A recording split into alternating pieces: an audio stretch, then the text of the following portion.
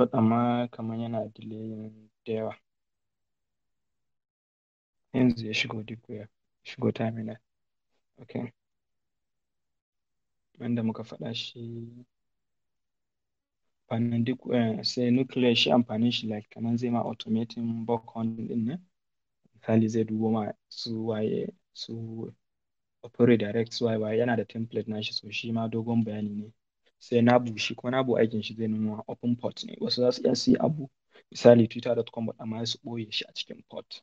Port shine wanda bayan an sa misali set.com sai kaga ya fito da number ana a yi wannan ruwa biyun sai a yi number shine port. So mun gama installing duk namu yanzu duk bari mu bashi sunan site duk da dai network ɗin mu na iskanci twitter.com. So mun yi setting mail zamu iya ce mai mail yayi haɗa da nuclear zamu iya ce mai deep ya haɗa da nuclear but amma in this case ba ma so yayi deepin ya haɗa da wannan muna so mu ɗanyi wannan ne sama sama. In ka kunna duk shi aikin shi kenan zai duba ma check subdomains first. Zai checking ma subdomains.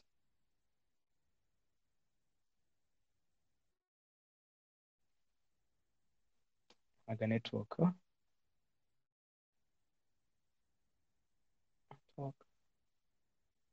depletion network ke shi yana mana searching subdomains na twitter.com mana searching amfanin shi kenan so bari mu dawo before ya gama mana su subdomains ya yi abubuwa dawo duba recontours.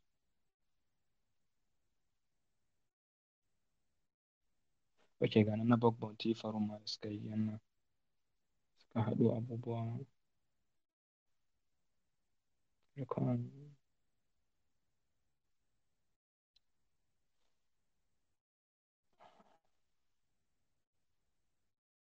don't know if MTN ɗina kuma zai yi browsing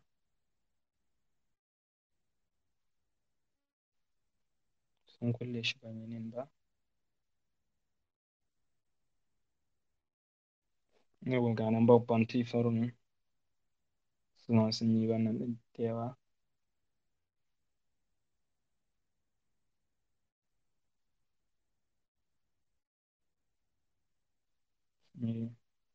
yawa shi ma za mu buƙace shi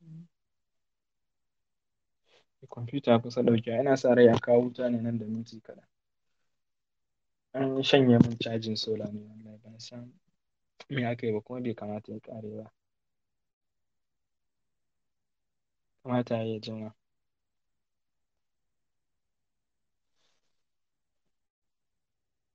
ta yi jima ya fi haka kamata ya jima ya fi haka ok yawa gashi nan ya gama mana found 600 subdomains ok so za mu iya zuwa kai tsaye cikin subdomains cd yana ajiye su a folder duk wanne slash logs ga twitter.com shi duk ɗin ban fito da shi ba da shi instead of wannan in kuka lura muka dawo nan idan muka dawo nan za ku ga list na DNS discovery sublista waye za ga su da yawa hot scan ga suna screenshot a su ne eyewitness waye za gani so instead of ka zo ka ɗauki ɗaya by one ko waye shine duka na haɗa su a wannan digwell ɗin so haɗa su a digwell ɗin shine duka in ka bada domain zai haɗa ma duka abubuwan ya duba ma subdomain ya ma way back ya cikin ma port cikin ma wasu abubuwa su akwai features da yawa da ke sun ƙara mai before yin releasing ɗin tool ɗin so duka zai ma scanning sai zo nan yanzu like yanzu for test ne nake yi ban gama ba shi sa kaga yake sa su falla so in na gama zai ma page ne HTML page ya ma categorizing abun links ga sunan ga na response type nasu ga waye ɗinsu confirming ga kaza kaza ya kai kuma kawai dai kai confirming ciki akan site ɗin ka ɗauka abubuwan da ka samu kamar dawo da wuta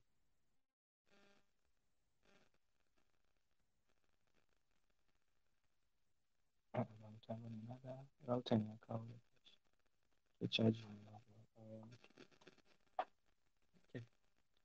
So subdomain mun ɗauka, buɗe subdomain tun da shi ya nuna ya gama na subdomain ga su nan da yawa. Za ka twitter.com direct za ka je zai ishe. Ta yiwuwa abubuwan da za ka samu ba ka samu abin da zai ishe ka kan twitter.com ba, ko kuma da ke abu ne a fili mutane da yawa sun je sun yi hacking, zai zama in ka je kana hacking kana ɓata. So za mu yi amfani da https kuma duk abin record ne mun yi bayan mun wannan, bayan mun kamo subdomains ɗin. Za mu yi amfani wannan ta cikin web applications.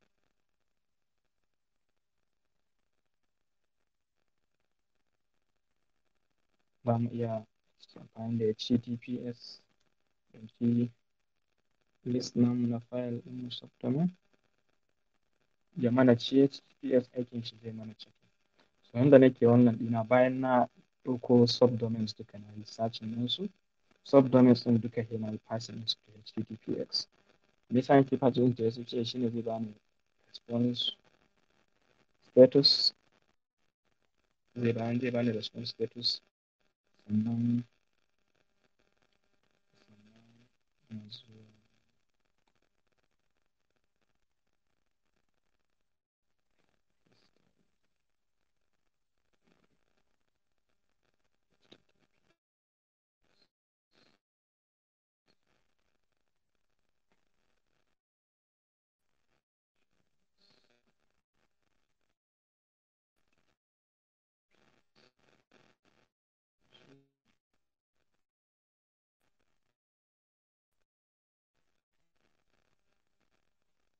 kunna https, za mu kunna https ne, start router baya, dole class ɗin nan mu fara sa shi gobe da rana. Yau sai ka ba shi list na file ɗinka. So duk zan sa shi a cikin duk web ɗina ba sai ka tsaya ka yi shi manual ba. So abinda nake na ba mai https abinda zan lura da shi anan kullu https ta ce mun following redirect in an samu site wanda in ka hau shi zai yi redirect ɗin ka wani waje, sannan ya detect mun technology da aka amfani da shi. Technology shine zai iya zama misali sai amfani da Nginx ko Django ko wani abu dai, abubuwan da tech ne ake amfani da su don building website. Sai kuma server ɗin zai zama iya Apache, Google Cloud, wani CDN daban na Amazon ko wani abu. Sai status code